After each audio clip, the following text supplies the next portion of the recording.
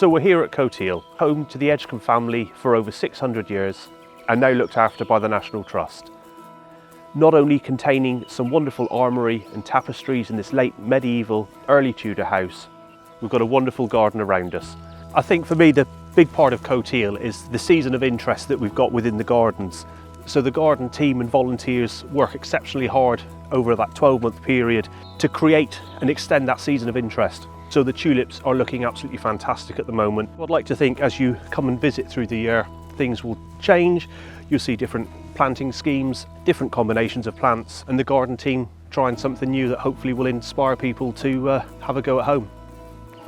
At the moment, the orchards are looking particularly good. Wind back the clock a few years, and at the turn of the last century, paddle steamers from the port of Plymouth were coming up through the River Tamar to the upper reaches of the Tamar Valley here, looking at blossom.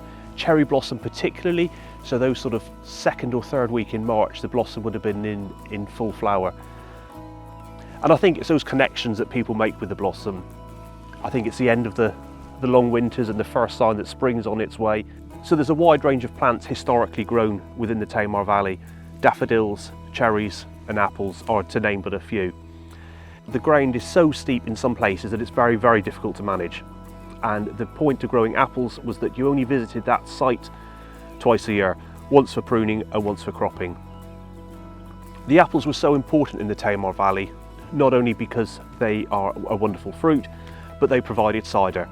And with Devonport Dockyard not too far away, it was a key drink to take away on long voyages. The apples that evolved here over the time have grown with the time, grown with the conditions, and those apples have got much thicker skins and able to cope with the high rainfall and become more resilient to the pests and diseases and things that we see on many of the apples now. We've been very fortunate to work with Mary Martin, a local artist, and James Evans within the Tamar Valley. Mary grew up on the Cotehele estate and has a very strong connection to the area. They spent a lifetime researching and collecting and identifying apples in and around Cornwall and the Tamar Valley. We have about 120, 130 apple varieties, all very old varieties from the southwest, particularly from Cornwall. The varieties are very special because they are in many cases unique, so they were down to the very last tree when we collected them from Cornwall and Devon, and they were old-fashioned varieties that the old people used for very many different things, and we find that the genetics are really interesting. And here we've got 125 varieties, just over 300 trees of Cornish or Tamar Valley apples. These are really significant because we've got some wonderful varieties. Some of the names are amazing. So things like oak and pin to lady's fingers to pig snout to bottle stopper, or Snell's glass apple here behind me in full flower. These apples are all flowering at different times. So the great thing is, as the conditions change, pollination isn't so important. So if you've got a little bit of a later season, some of the later varieties will be in full flower, so still pollinated. So part of the ambition for Mother Orchard here is to create a genetic collection of apple trees that we can send on out into Devon and Cornwall and the surrounding areas, particularly ensuring those varieties have got a long life in and around the area. So how we do that is we have been holding grafting weekends.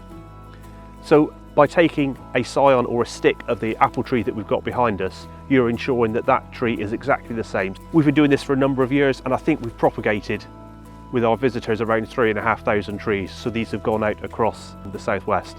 So it's a fantastic part of the story to think that this project is really doing what we set out to achieve, and that's to preserve these apples for a really long time. So we've had a little bit of a look around Cotehele, and hopefully I've inspired you to come along. We're now probably in my favourite spot of the garden, in the Valley Garden with the house behind us. I would just like to take this moment to say thank you for your support, and without your help we wouldn't be able to look after places like Cotehele. Thank you.